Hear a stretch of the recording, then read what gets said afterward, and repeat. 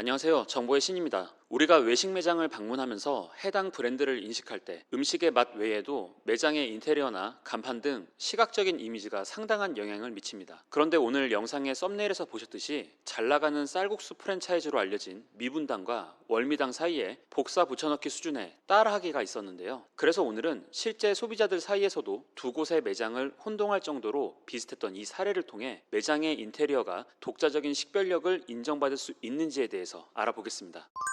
미분당은 2014년 서울 서대문구에서 처음 문을 연 브랜드로 2018년 주식회사 미분당으로 법인 전환해 프랜차이즈 사업을 시작했습니다. 미분당의 정보공개서를 보면 전국 매장 수가 2022년 말 74개에서 2023년 말 112개로 빠르게 성장했으며 2024년 9월 현재는 홈페이지 기준으로 136개 매장이 있는데요. 미분당의 대표적인 컨셉은 한자로 된 상호명의 간판과 목재를 주로 활용한 외부 익스테리어 및 일본식 디귿자 모양의 닫지바 그리고 천장 갓등이 설치되어 있는 인테리어입니다. 그리고 경쟁업체인 월미당은 라포코퍼레이션이라는 회사가 2021년부터 가맹 사업을 시작한 쌀국수 브랜드입니다. 월미당은 전국 매장 수가 2022년 말 15개에서 2024년 9월 현재 홈페이지 기준 42개 매장까지 증가한 상황인데요. 월미당은 오픈 때부터 미분당과 간판만 유사한 것이 아니라 익스테리어와 인테리어의 거의 모든 부분이 유사하게 되어 있어 사람들이 미분당과 같은 매장으로 착각할 정도였습니다. 기존 월미당의 모습을 보여드리겠습니다. 앞서 보여드렸던 미분당과 상당히 유사하죠. 더 정확하게 미분당과 월미당의 매장을 나란히 놓고 비교해 보겠습니다. 간판에 한문이 다르게 적혀 있지만 옆에 한글로 글씨가 써 있는 부분 등까지 유심히 보지 않고 스쳐 지나간다면 동일 브랜드의 매장으로 착각할 만한데요. 그리고 나무 목재를 활용한 매장 외관 형태와 색상도 거의 복사 붙여넣기 수준입니다. 하지만 이런 컨셉이 유사한 정도에서 카피가 끝나지 않았기 때문에 더욱 문제가 되었던 것으로 보이는데요. 바로 미분당의 시그니처와도 같았던 매장 외부의 키오스크 공간마저도 월미당에서 똑같이 따라했던 겁니다. 지금 보시듯이 미분당 매장 앞에 있는 키오스크 나무집의 문을 열면 안에 이렇게 키오스크가 들어있는데요. 목재 인테리어로 키오스크 집을 만들어 놓고 열고 닫을 수 있게 나름의 독창적인 아이디어를 낸 것인데 월미당이 이것마저 똑같이 따라했으니 미분당 입장에서는 가만히 있을 수 없었을 겁니다. 결국 미분당은 2023년 1월 월미당이 자사의 상표와 디자인 등의 영업 표지를 무단으로 도용해 소비자들의 오인과 혼동을 일으켰다며 법원에 사용금지 가처분 신청을 합니다. 그러자 월미당 측은 이는 미분당을 베낀 게 아닌 널리 사용되고 있는 영업 표지라고 맞섰는데요.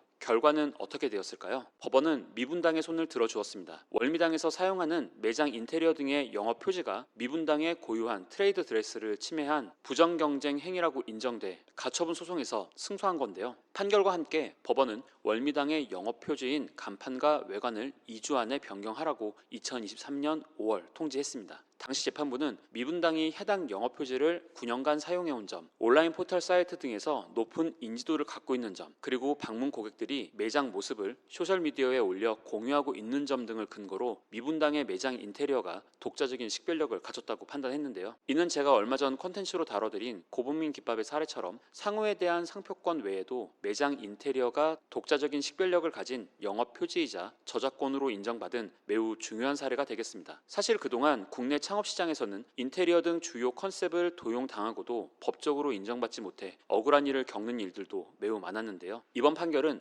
향후 베끼고 보는 미투 브랜드의 무분별한 난립을 막을 수 있는 사례가 될 것으로 기대됩니다. 그럼 월미당은 소송에서 진 이후 어떻게 매장을 변경했을까요? 우선 기존의 목재가 아닌 화이트 톤으로 매장의 익스테리어가 모두 변경되었고 보시는 것처럼 간판과 로고도 기존의 미분당과 유사했던 한문이 아닌 한글로 변경되었습니다. 현재 월미당의 홈페이지에 가면 다음과 같은 사과문이 걸려 있는데요. 월미당은 미분당 고유의 트레이드 드레스에 해당되는 외관과 인테리어를 사용하였으며 이는 부정경제 방지법 제2조 제1호에 금지하는 부정경쟁 행위에 해당한다고 판단한 법원의 판단을 존중한다고 입장을 밝혔고요. 더 이상 미분당의 트레이드 드레스를 침해하지 않도록 하겠으며 미분당과 고객들에게 불편을 끼친 점을 반성하고 재발 방지를 약속했습니다. 그리고 미분당과 차별화를 시도하며 인테리어뿐 아니라 메뉴 구성도 좀 다르게 가져가는 모습입니다. 사실 미분당은 2018년 가맹 사업을 시작한 이후 쌀국수 프랜차이즈 중에서는 굉장히 눈에 띄는 성과를 기록했던 브랜드입니다. 다찌바에서 조용하게 쌀국수를 즐기는 분위기인 이 미분당은 혼자서 조용히 쌀국수를 즐기고 싶은 혼밥족들을 중심으로 사랑을 받았고요. 갈비탕 같은 느낌의 국물 베이스로 베트남 음식인 쌀국수를 우리나라 입맛에 맞게 현지화한 것 같다는 평이 많았습니다. 그리고 보시는 것처럼 메뉴판에 5가지 종류의 쌀국수와 사이드 메뉴 6가지가 끝인데요. 미분당은 이렇게 메뉴 수를 줄이는 선택과 집중을 통해 고객의 회전율을 높이며 매장 규모 대비 높은 매출을 기록하고 있습니다. 미분당은 사실 남성보다는 여성들이 조금 더 선호하는 브랜드로 알려져 있는데요. 브랜드 인지도의 지표라고 할 수 있는 브랜드 검색량도 최근 3년간 꾸준히 증가 추세에 있네요. 이런 미분당의 성공을 보면서 월미당은 자사만의 성공 방정식을 세우기보다 미분당의 성공 요인을 너무 쉽게 따라하려 했던 건 아닌지 생각됩니다. 그렇다면 미분당과 월미당의 매출액 차이는 얼마나 날까요? 월미당이 2022년까지만 정보공개서가 나와 있어서 당시 시점으로 비교해 보겠습니다. 미분당의 매장당 평균 매출액은 연간 4억 4,100만 원, 평당 매출액은 3,100만 원 정도로 나오고요. 월미당의 매장당 평균 매출액은 연간 3억 800만 원, 평당 매출액은 1,543만 원입니다. 결국 미분당의 평당 매출액이 월미당보다 약 2배 정도 높게 나오는 건데요. 그리고 미분당의 2023년 정보공개서를 보면 매장당 평균 매출액은 연간 4억 7,900만 원, 평당 매출액은 3,469만 원으로 전년 대비 약 10% 정도 성장했습니다. 미분당의 매출 대비 순이익률은 약 25% 정도로 보이는데요. 그렇다면 기대할 수 있는 월간 순이익은 1,000만 원 내외가 되겠습니다. 미분당은 영업시간이 주로 오전 11시부터 오후 9시까지이기에 안정적인 수익의 자영업을 하면서도 주점의 형태가 아니어서 조금 일찍 문을 닫는 나름의 장점을 가진 브랜드로 보이지만 미분당은 가맹점의 개설 요건이 굉장히 까다롭다고 알려져 있습니다. 그리고 현재는 가맹문의 폭주로 아예 홈페이지에 가맹문의 게시판을 닫은 상황인데요. 현재 창업 상담을 받기 위해서는 이메일로만 신청을 받으며 이메일이 너무 많아 확인에 상당 기간이 소요되며 상담이 무조건 미팅 및 가맹 개설로 이어지는 건 아니라고 안내되어 있습니다. 또한 보시듯이 공지사항으로 서울, 인천은 신규 출점이 불가하며